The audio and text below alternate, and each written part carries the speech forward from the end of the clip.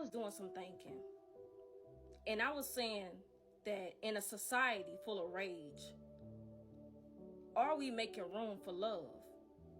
And it brings me to my point where I was having a conversation some years back. And one thing I do notice about us as people, we are very good at expressing anger and hate when it's time. But it's like when it comes to a place where we can express love, nobody wants to be vulnerable. So I noticed that while I was mingling with people years ago, just dealing with different individuals, everybody's always good at saying the most hateful things.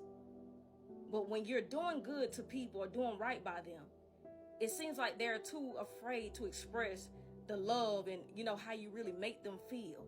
Nobody wants to be vulnerable. So how are we making room for love?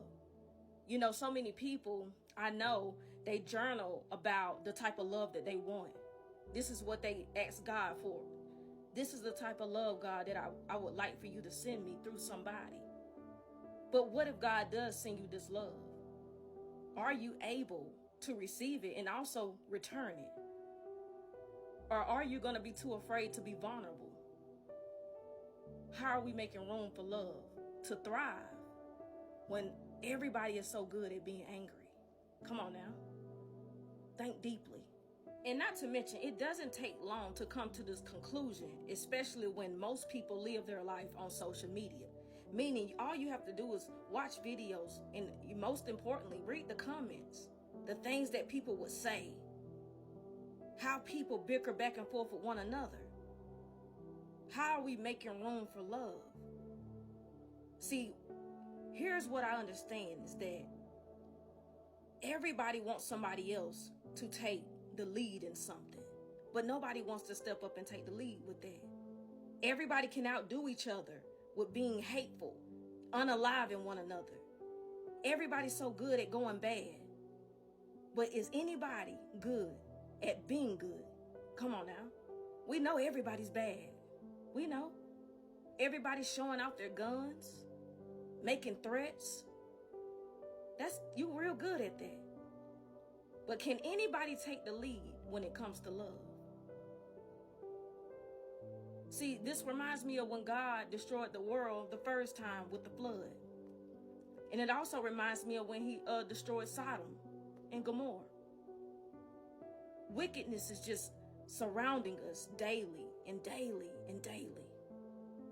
There is no room for love. As much as we want to hear the good things, but I can't participate in the delusion that most people live in their minds. We all want to act like, we can be better. We're going to be united. No, we're not.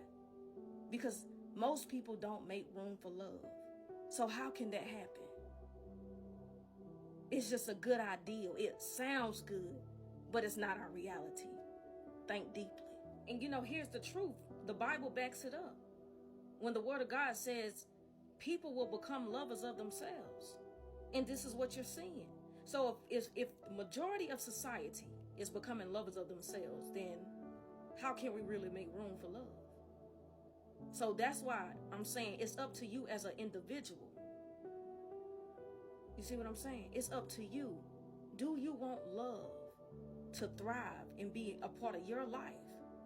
Because really, that's something you can really have. Forget about what everybody else is doing, but you can have it in your world. Come on now. Catch them diamonds. You can have it in your world. See, I live in reality. A lot of people, live in that mindset of the ideal of what things could be. But see, I match life up with the Word of God and what God says. That's what keeps me on my toes. You see what I'm saying? That's why when I try to tell women when it comes to dating, you got to be careful. Because we're in that dark time where people are becoming lovers of themselves. And it does not take long for people to fall out with you. People will fall out with you just over y'all liking two different sports teams. That's how easy it is. People are so quick to unalive somebody. You see what I'm saying? I go off of what God is saying, and then I look into the world and say, oh, it's matching up. So let me use wisdom while I'm out here, moving amongst the wolves. You see what I'm saying? You can walk in faith as well. But at the same time, you got to walk with wisdom. Come on now. Because that's how you're going to survive. I say that's how you're going to survive here. Walking in wisdom, with faith, and staying connected to God. See, the word of God says the wages of sin is death. And that's exactly what we're seeing, death. Whether it's a physical death, mental, emotionally, death. There's a lot of dead souls that we're walking around. People with no heart and compassion. Everything's a joke nowadays. Leave it up to the internet. Everything's a joke. And nobody's safe. You see what I'm saying? There will be no room for love if people don't step up and take that leadership when it comes to love. But then for the ones that do want to step up, those are the same ones that may get burned. Because what they say, love gets you killed. Well, hate does too. So which one do you want to lead in? I try my best to lead in love.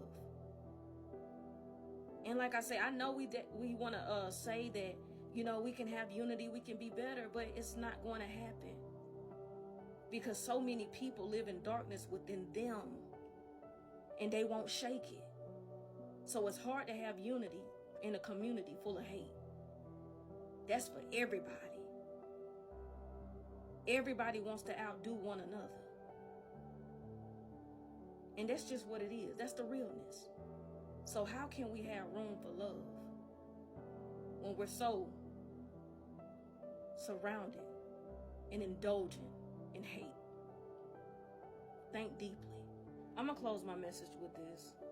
For those that want to receive love in their life, whether it's friends or romantic relationships, be sure that when love does come, that you have room to receive and also have room to give back. Because the only way your relationships are going to thrive, not just survive, but thrive, is that you nurture those relationships and that you're not, so afraid to be vulnerable. Don't be better at saying hateful things than you are saying things that will, make the soul live. Don't kill people's souls with your words of hate. Make sure that you are really nurturing that relationship. Stop being so good at talking hateful. Because, like I say, a lot of people are very good at that. But when it's time to be vulnerable, you shook. And that is something that's going to have to change for your relationships to thrive. You see what I'm saying? Now you better catch them diamonds.